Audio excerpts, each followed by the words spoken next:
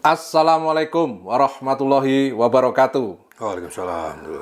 Sobat-sobat Omah Mikir yang luar biasa, jumpa lagi dengan saya, Juli Jati Prambudi dalam Ngaji Kebudayaan. Kali ini saya ditemani oleh tamu hebat saya, yang mungkin sebagian dari Anda sudah tahu siapa dia. Dan dia ini menurut saya adalah radikalis kesenian Panji.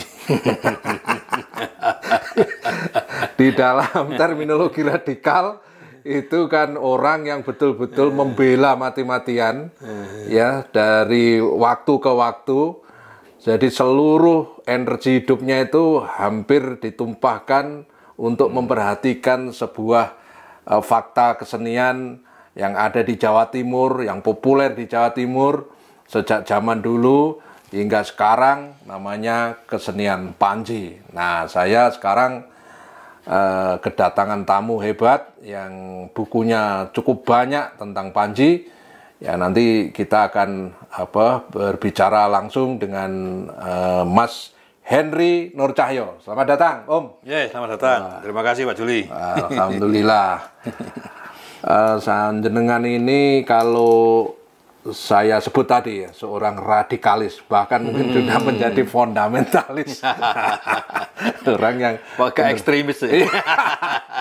Benar-benar sangat concern pada Panji. Kenapa sih Anda kok tertarik Panji itu? Apa ya yang menjadi daya tarik, daya minat yang begitu tinggi itu loh? Ada apa sebenarnya? Coba ceritakan. Jadi gini, saya sebagaimana banyak orang itu dulu itu tahu tentang Panji, tapi tidak tahu bahwa itu Panji. Nah, saya kira gitu loh. Makanya kalau saya ketemu orang ditanya, Mas, Panji itu apa sih? Saya ini sudah doktor, sudah profesor sekolah, tapi nggak ngerti Panji. Nah, pertanyaan dia saya balik. Bapak pernah dengar dongeng Andi-Andi Lumut? Oh ya pernah, itu masa kecil saya. Saya jawab, dongeng Andi-Andi Lumut itu adalah salah satu contoh cerita Panji dalam bentuk dongeng. Ya. Oh, kalau gitu saya ngerti. Ya sama. Jadi pada akhirnya saya menjadi tahu, oh tiba-tiba yang saya mengerti selama ini itu Panji lah.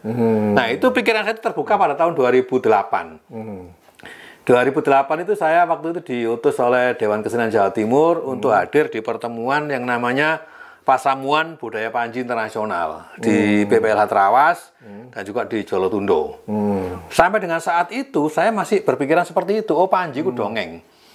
Sama seperti Ramayana atau dongeng Entit, dongeng Andi-Andi Lumut, hanya dongeng itu aja. Tapi dalam pertemuan itu saya ketemu dengan sejarawan, ketemu dengan arkeolog, ketemu dengan budayawan, ketemu sastrawan, ketemu seniman. Ada Mbah Prapto Surodarmo, ada arkeolog Dwi Cahyono, ada Ki Soleh Dalang itu. Ketika dalam acara sarasian mereka bercerita tentang Panji. Ternyata yang saya dengar pada saat itu mereka cerita bahwa Panji itu cerita seperti Ramayana. Panji kemudian banyak dilakonkan di seni pertunjukan. Mulai dari wayang beber, wayang topeng, wayang tenggul, di reog, di jaran, banyak sekali.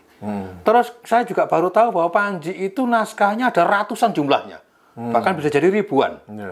Dan itu tersebar di berbagai daerah seluruh Indonesia, sampai ke luar negeri, ke Malaysia, Singapura, Thailand, Burma, Laos, Kamboja. Itu. Terus naskahnya dari berbagai macam bahasa, berbagai macam aksara. Terus saya juga baru tahu bahwa Panji itu diabadikan di relief-relief candi. Ada belasan ya. Kalau Lydia Kiven nyebutnya ada sekitar, dipastikan ada 7, terus ada sekitar 5 atau 6 lagi yang masih diragukan. Sementara Gus Haris Munandar menyebut ada 10 dan beberapa lagi yang masih jadi perdebatan. Tapi ada belasan candi yang memiliki relief Panji. Ya. Di Jawa Timur semua? Di Jawa Timur semua.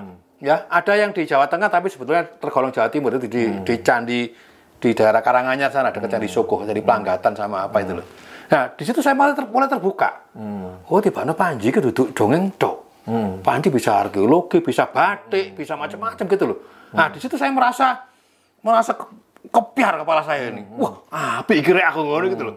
Nah, karena dasar saya ini wartawan ya, akhirnya saya berguru pada orang-orang itu. Tak undang gitu. Lama-lama kan capek, kesukaan kira.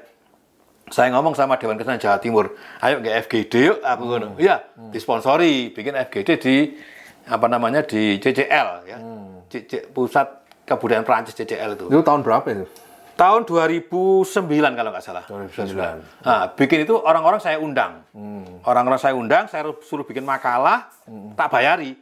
Nah, duitnya Deka Jatim itu loh. Nah, kemudian tak buku, jadilah buku ini.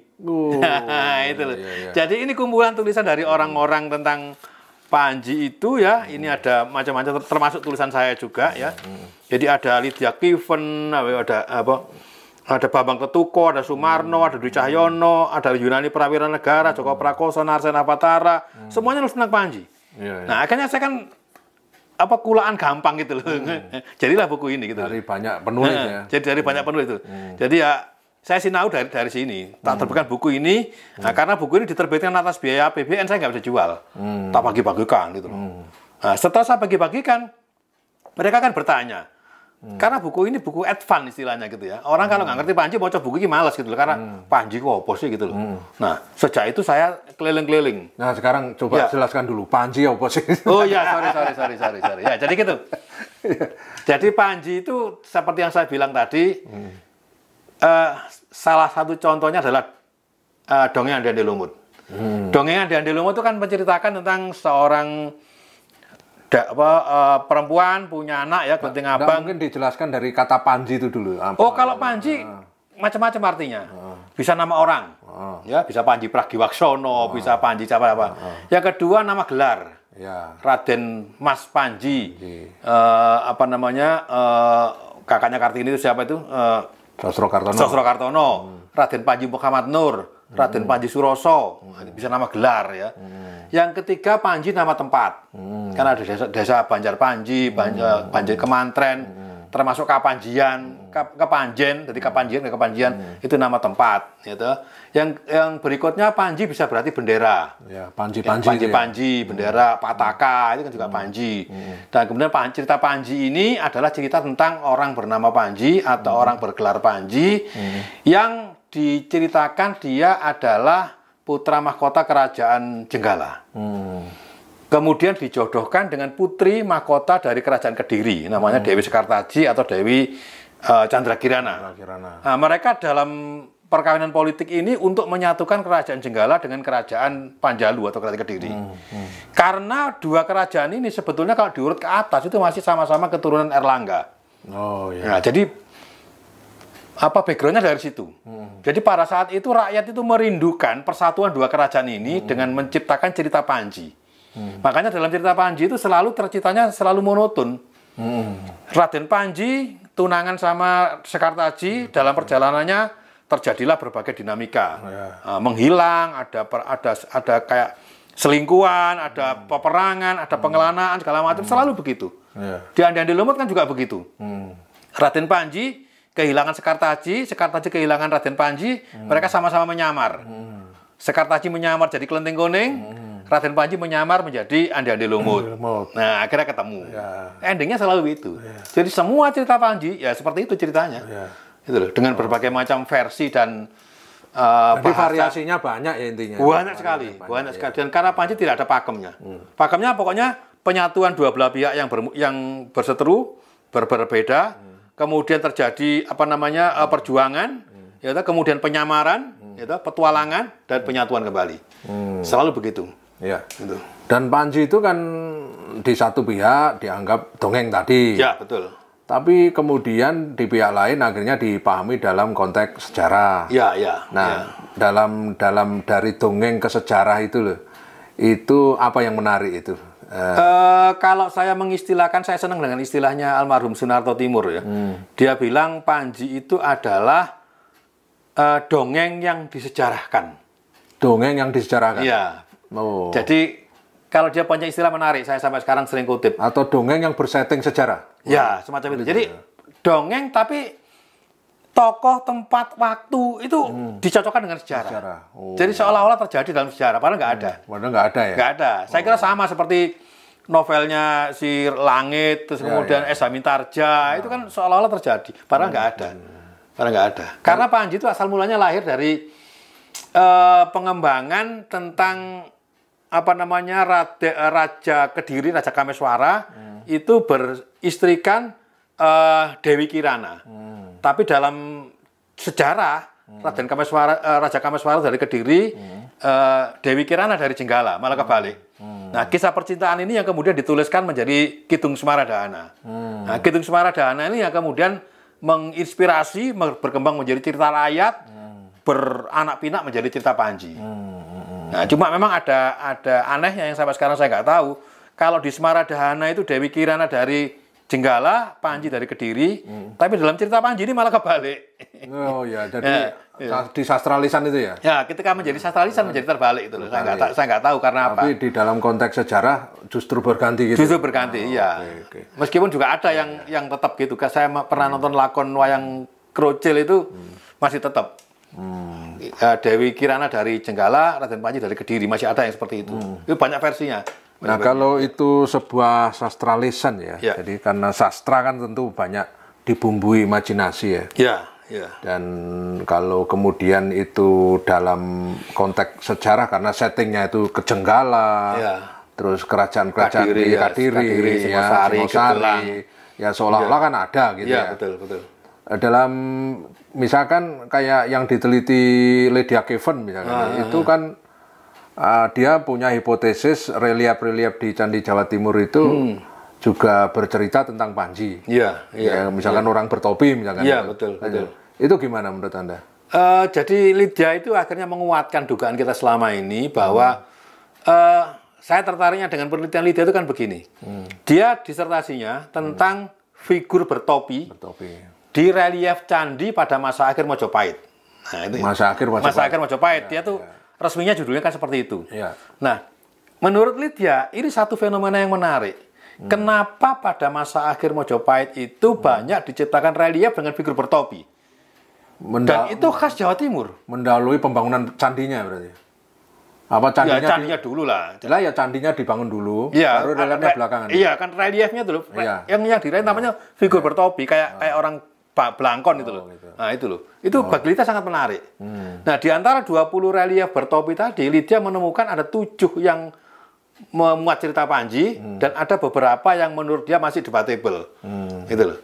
Nah, menariknya lagi, seluruh relief dari 20 ini itu diciptakan pada masa akhir Mojopahit. Nah, pertanyaannya kan ada apa dengan Panji ini pada masa akhir Mojopahit? Mesti kan sesuatu yang istimewa gitu loh. Nah, setelah saya baca-baca kesana kemari, karena ternyata pada saat itu Hayam Wuruk itu merasa prihatin dengan rakyatnya yang terlalu India sentris.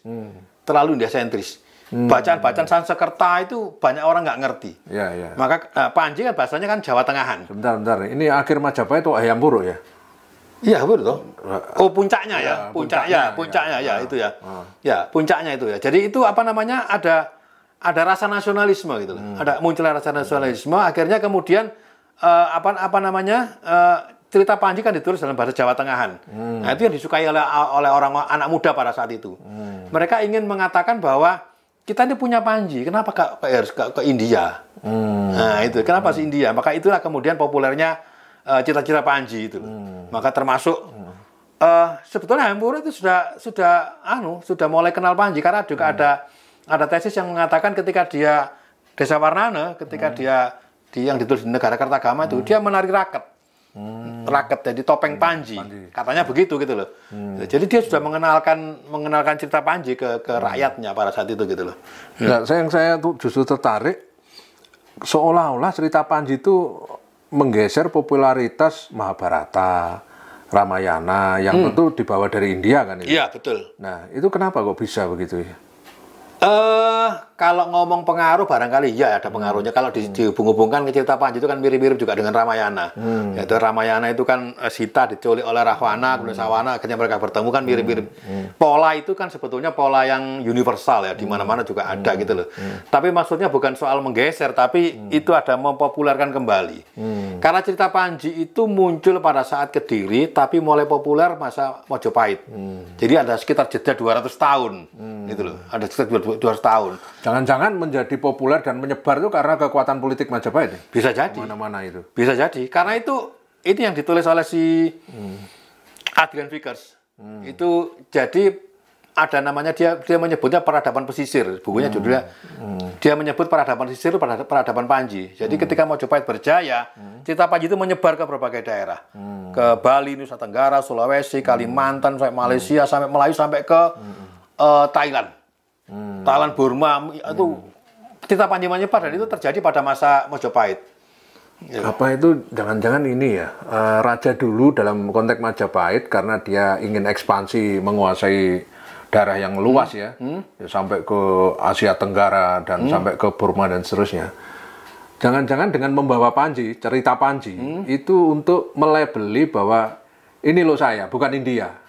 Dengan Panji itu. Jadi dia kayak ada strategi kebudayaan lah, menyebarluaskan nilai-nilai originalitas yang dari Majapahit sendiri gitu loh. Ya, apa enggak ada motivasi kayak gitu? Saya nggak berani memastikan ya karena itu butuh penelitian, tapi menurut dugaan saya, logika saya masuk akal kalau itu terjadi gitu loh, masuk akal gitu loh. Karena waktu itu kan kita juga pengen melebarkan pengaruh dan zaman Gajah Mada segala macam itu kan Majapahit kepengin diakui oleh superioritasnya, sehingga akhirnya kemudian sampai terjadi anggapan bahwa seolah-olah Majapahit itu menguasai dari seluruh Nusantara kan. Ini kan juga masih debatable. Apakah betul Majapahit itu berpengaruh sampai Asia Selatan ataukah hanya menjajah ataukah hanya kenal begitu saja kan itu. Tapi terlepas dari statusnya apakah itu dijajah, dikuasai atau saling kenal, yang menyebar justru cerita Panjinya. Ya, menyebar. Ya, makanya saya bikin acara webinar itu di Panji dikeliling di berbagai daerah itu karena versinya macam-macam. Menarik sekali. Versi cerita apa versi apa itu? Versi cerita. Polanya tetap. Jadi di Jawa, di Nusa Tenggara, di Bali, di Sulawesi, di Kalimantan, di Malaysia, semuanya itu macam-macam versinya. Tapi polanya sama. Struktur ceritanya sama. Struktur ceritanya sama. Versinya macam-macam. Iya. Nah, oke. Jadi saya sampai hari ini sih masih berasumsi ya dalam konteks penyebaran kebudayaan dari biasanya kita kalau mengenal teori penyebaran kebudayaan kan dari utara ke selatan, iya kan? Dari India masuk ke Nusantara, dari Cina masuk sini, dari Arab masuk ke sini misalkan. Jadi selalu dari utara ke selatan. Nah begitu itu di era Majapahit itu. Dan dengan kekuatan politik ya, tentu dengan armada laut yang kuat kata di Majapahit itu sudah seperti itu. Itu bisa jadi dia kayak Amerika sekarang lah logikanya itu. Amerika sebagai negara superpower di kekuatan ekonomi dan militer, tetapi yang masuk ke berbagai negara itu kan juga kebudayaannya yang menguasai kita. Iya, betul. Ya. Nah bisa jadi cerita Panji itu kurang lebih kayak gitu. Iya kan? Dalam tanda kutip ya, itu mungkin semacam ekspor kebudayaan itu. Ya, betul. Jadi masa Majapahit itu dia melebarkan cerita Panji sampai ke berbagai daerah, ke berbagai negara. Sebagaimana sekarang ini kita dimasuki oleh budaya Korea, budaya Jepang dan segala macam itu gitu. Itu yang selalu juga saya sering ceritakan pada anak-anak muda. Saya bilang kita ini pernah mengekspor ke budaya ke berbagai negara. Kenapa sekarang kita malah dijajah oleh budaya lain gitu loh. Nah sekarang kembali ke Majapahit sendiri.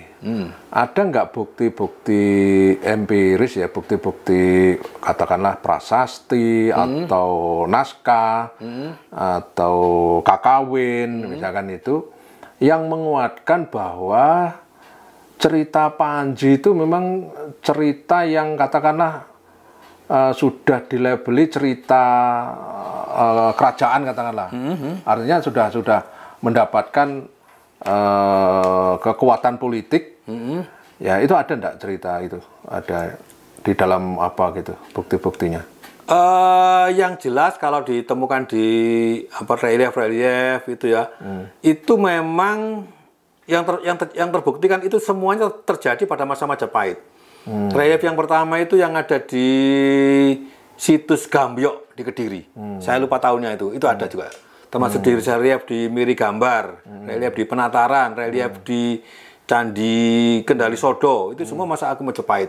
Sehingga saya nggak tahu apakah itu kebetulan pada masa Majapahit ataukah Majapahit memang memerintahkan itu untuk Panji. Tapi bagi saya sebagai orang luar sejarah, saya merasa ini pasti ada apa-apanya ini. Nah, itu makanya kemudian saya menduga kuat bahwa Majapahit sangat berkepentingan dengan cerita Panji itu sehingga sampai dia mengabadikan dalam relief-relief. Tadi Anda kan sudah cerita tentang bagaimana hubungan cerita Panji dengan kekuasaan Majapahit ya.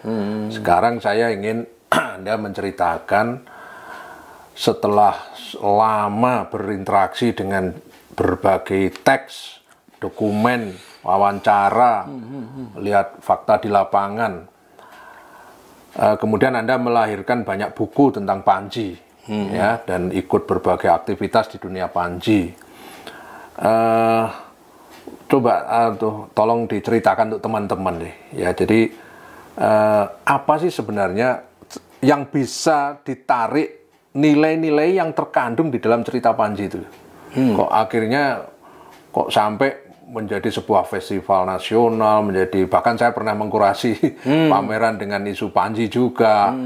Nah, itu kalau tidak ada nilai di dalamnya mungkin juga dianggap kesenian biasa saja kan. Ya. Nah, bisa diceritakan nggak nilai-nilai? Ya, itu pertanyaan itu juga yang saya alami ketika saya melihat fakta bahwa cerita Panji ada di mana-mana, ada reliefnya, ada kitabnya, ada batiknya segala macam. Maka pertanyaan saya berikutnya adalah ono opo Panji. Nah, gitu loh. Nah, kemudian saya mulai belajar, saya tanya sana kemari, baca buku sana kemari, di seminar-seminar saya datangi semua segala macam. Ternyata saya menemukan sesuatu yang sangat menarik tentang Panji. Apa itu? Pertama, Panji itu mengajarkan sesuatu yang kalau menurut terminologi Barat barangkali nggak menarik ya, karena monoton.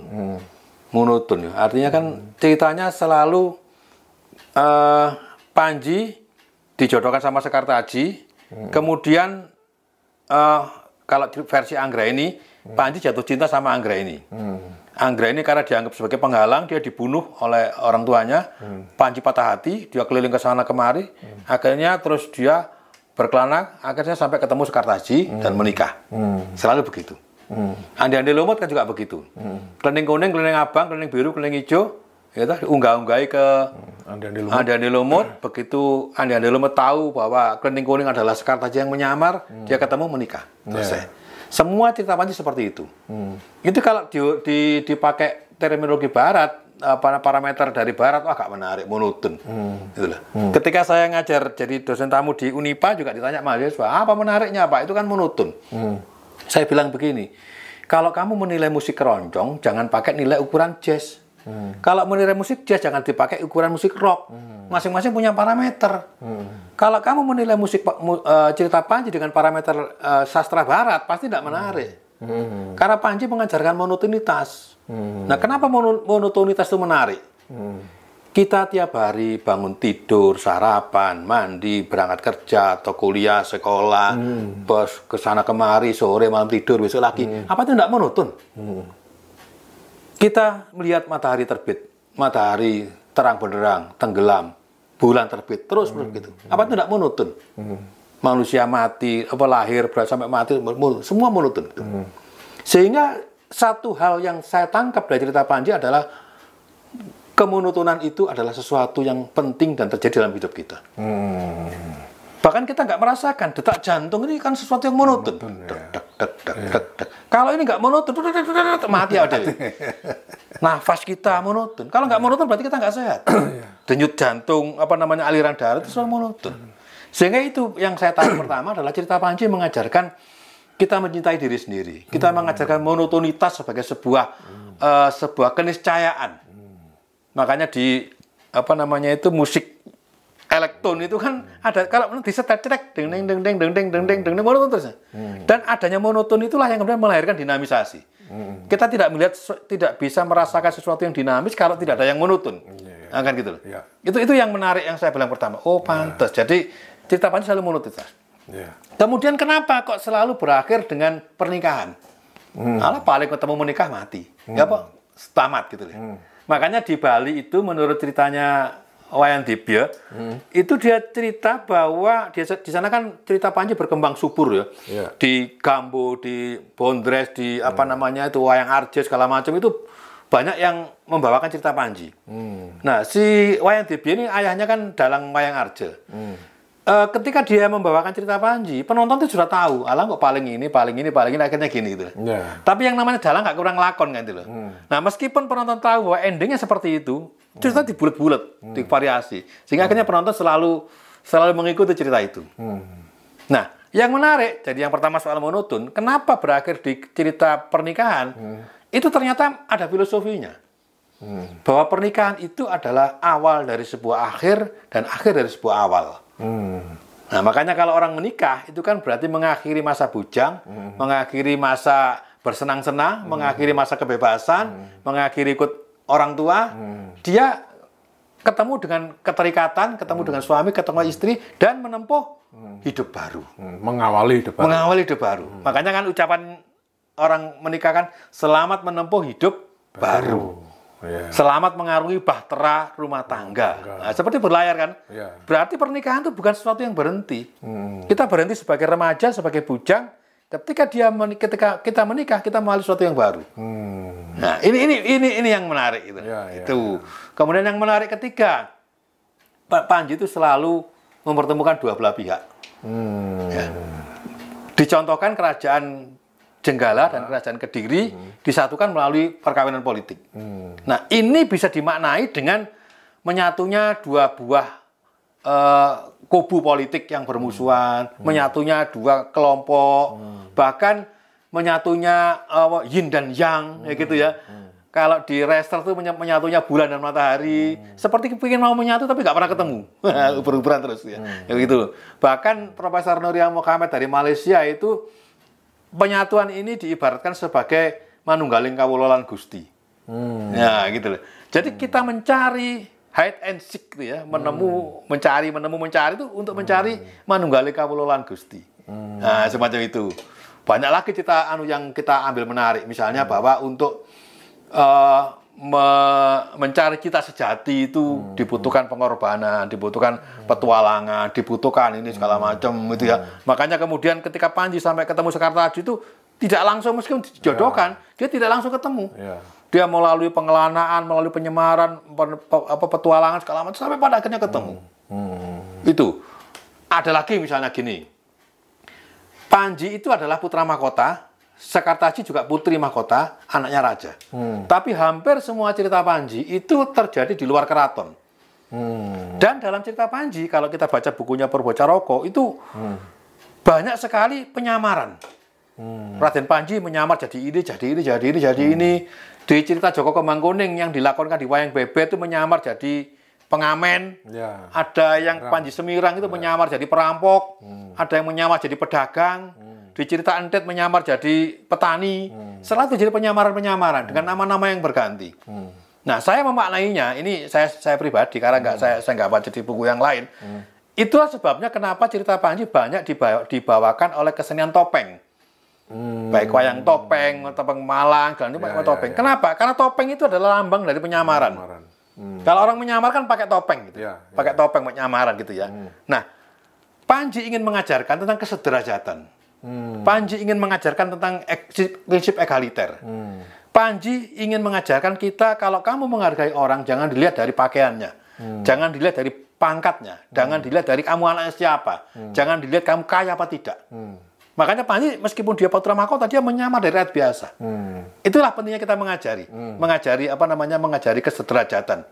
Kalau ada ungkapan Jawa misalnya ajining busono ajining rogo soko busono, Panji malah enggak. Itu loh. Kamu jangan menghina orang yang pakai kaos, pakai sandal jepit, kaos celana pendek.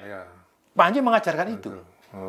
Makanya saya tertarik dengan pameran di Batu kemarin, Isa Ansori kalau nggak salah.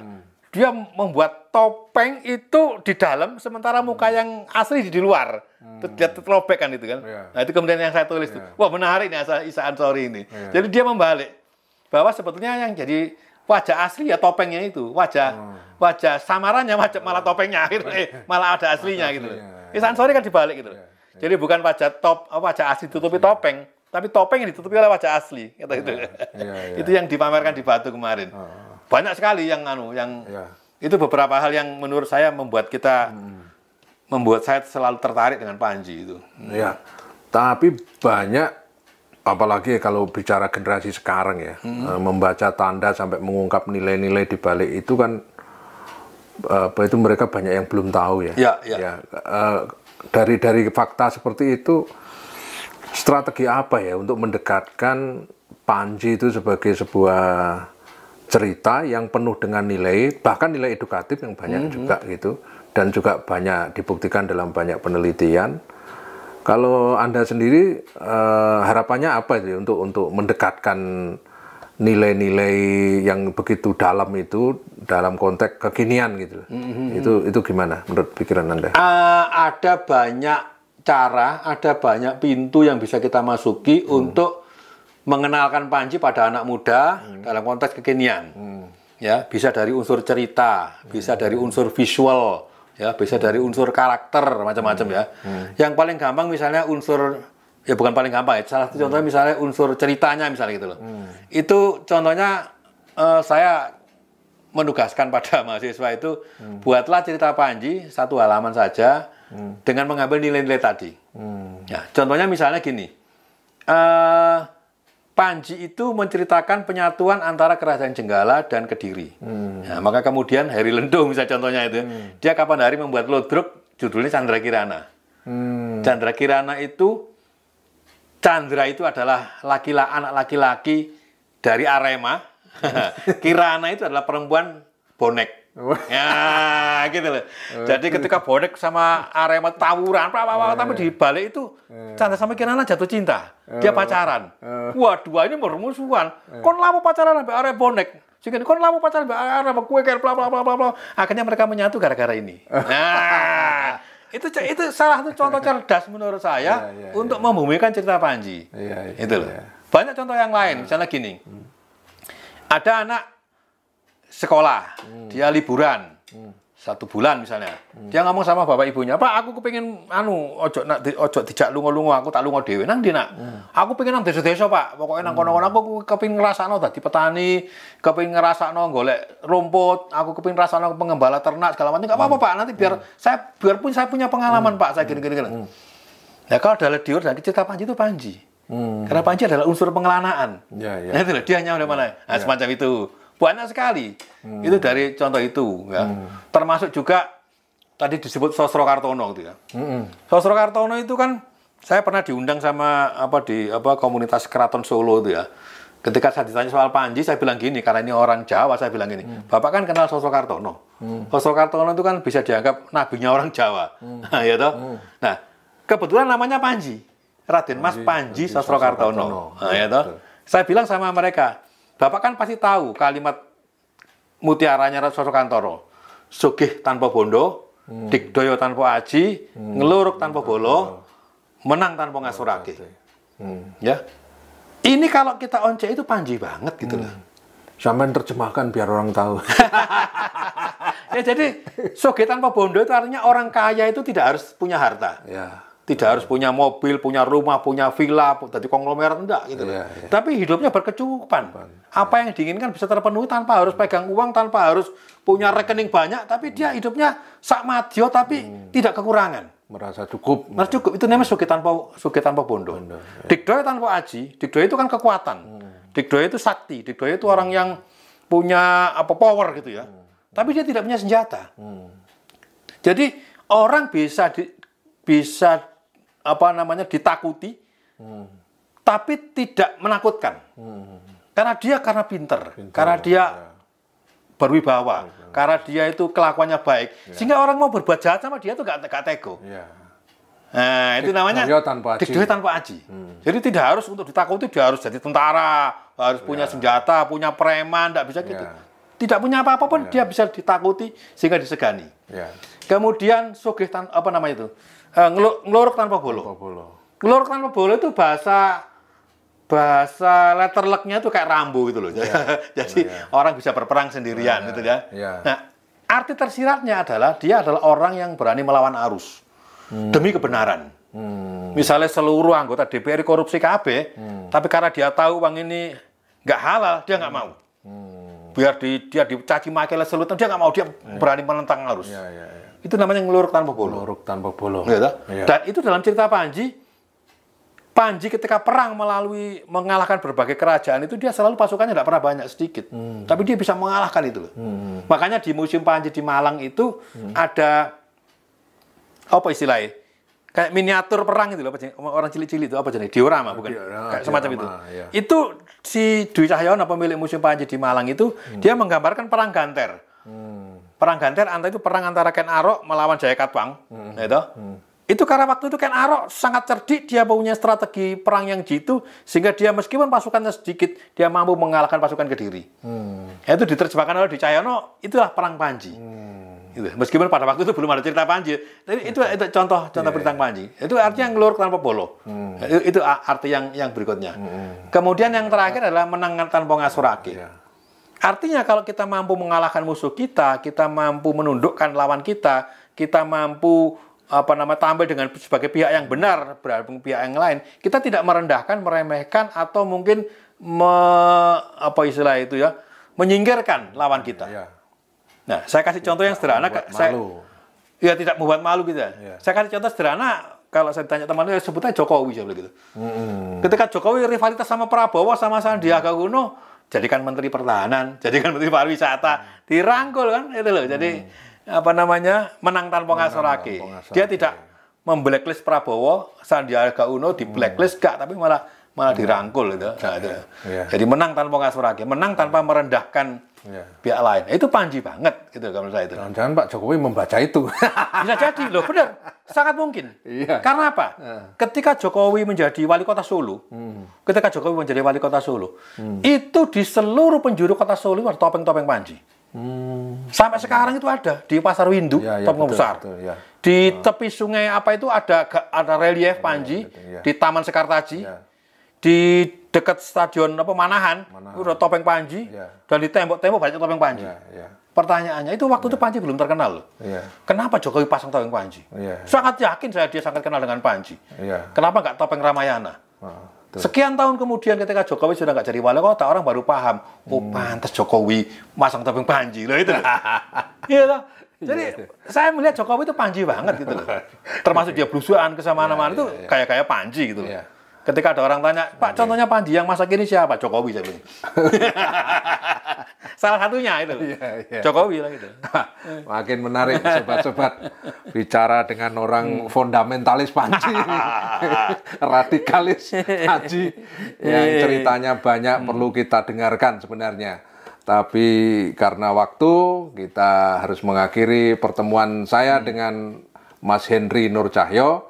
Kita nanti akan sambung ya di waktu yang berikutnya kalau Mas Henry pas main atau ketemu saya lagi. Karena yang belum saya tanyakan masih banyak sekali, terutama kegiatan Mas Henry dalam fora nasional dan internasional yang juga bersama-sama Pak Wardiman ya yang mantan menteri yang juga salah satu orang yang promotor sangat Panji, provokator dan promotor Panji yang luar biasa belum diceritakan. Tapi oke lah, kita masih punya PR untuk mengungkap lebih dalam lagi tentang Panji bersama Henry Nur Cahyo. Terima kasih atas perhatian kawan-kawan semua. Salam Omah Mikir. Terima kasih.